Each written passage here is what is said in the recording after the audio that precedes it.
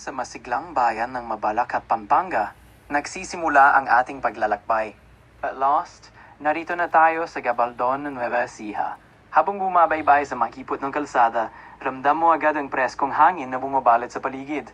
Ang mga bundok, nakatayo ng matatag, tila nagbabantay sa bawat manlalakbay. Sa gilid ng daan, makikita ang mga ilog na dumadaloy, malinaw at malamig, parang paanyaya na huminto sandali at magpahinga. Dito sa Gabaldon, ibang mundo ang sasalubong sa'yo. Tahimik, payapa at puno ng luntiang kagubatan.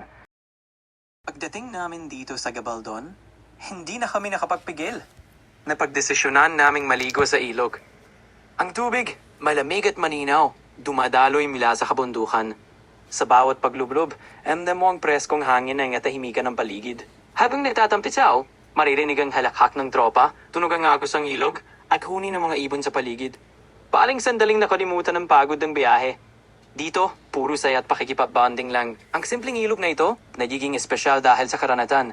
Hindi lang bata paligo, kundi alaala ng pagkakaibigan at pakikipaghabalaran sa kalikasan.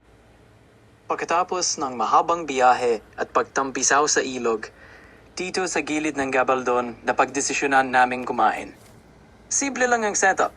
Mesa, baon, at tawanan ng tropa. Hey guys, dito kami. Pagkatapos naming kumain, lumabas kami para kumuha ng mga picture dito sa arko ng Gabaldon. Ang landmark na ito parang pintuan ng bayan, simple pero puno ng kahulugan. Sa bawat kuha ng kamera, ramdam mo ang saya ng tropa at ang alaala ng paglalakbay. Habang nakatayo sa harap ng arko, parang isinasabi ng lugar na, "Welcome at dito magsisimulang bagong kwento." Kaya bawat pose, bawat tawa at bawat click ng camera, nagiging parte ng alaala ng biyahe namin. Hindi lang basta picture, kundi simbolo ng pagdating at simula ng adventure dito sa Gabaldon. Pagkatapos naming mag-picture sa arko ng Gabaldon, agad kaming dumiretso sa susunod na destinasyon, ang Dingalan na Aurora. Habang umaandar ang sasakyan, unti-unting nagbabago ang tanawin. Mula sa mga bundok ng Nueva Ecija, papasok na kami sa mas matarik na daan na tila nagdadala sa amin palapit sa dagat. Habang binabaybay ang kalsada, ramdam ang excitement ng tropa. Ang bawat liko may bagong tanawin, bundok na nakaharap sa karagatan, ulam na dumadampi sa tuktok, at bughaw na langit na parang nag-aanyaya. Sa bawat kilometro, mas lalong lumalapit ang pakiramdam ng adventure. At sa isip namin, itang tanawin ang naghihintay, ang Dingalan na kilala sa kanyang dagat, alon at mga view deck na parang obra maestra ng kaligasan. Sa wakas, nakarating na kami sa Dingalan Aurora. Pagkababa lang ng sasakyan, amdam na agad ang preskong simoy ng dagat at bundok na nakapaligid. Pero bago ang adventure, kailangan munang maghanda.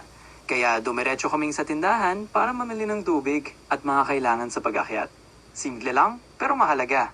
Dahil sa harap namin, naghihintay ang tinatawag na Batanes of the East. Itang lugar na kilala sa matatayog na bundok, matinding hangin, at tanawing parang obra maestra ng kalikasan. Habang nag-aayos ng mga dala, ramdam na ang excitement ng tropa. Parang bawat bote ng tubig na binili, simbolo ng lakas na kakailanganin sa pag-akyat. At sa isip namin, isang epic na adventure ang naghihintay sa tuktok. Nagsimula na ang aming pag-akyat sa bundok ng Dingalan. Sa bawat hakbang, ramdam ang bigat ng pagod. Pero kapalit nito ay ang preskong hangin at tanawin na unti-unting bumubungad sa bawat liko ng daan. Habang pataas ng pataas, maririnig ang huni ng mga ibon, ang hampas ng hangin, at ang tawanan ng tropa na nagsisilbing lakas para magpatuloy. Ang daan, minsan matarik, minsan makipot.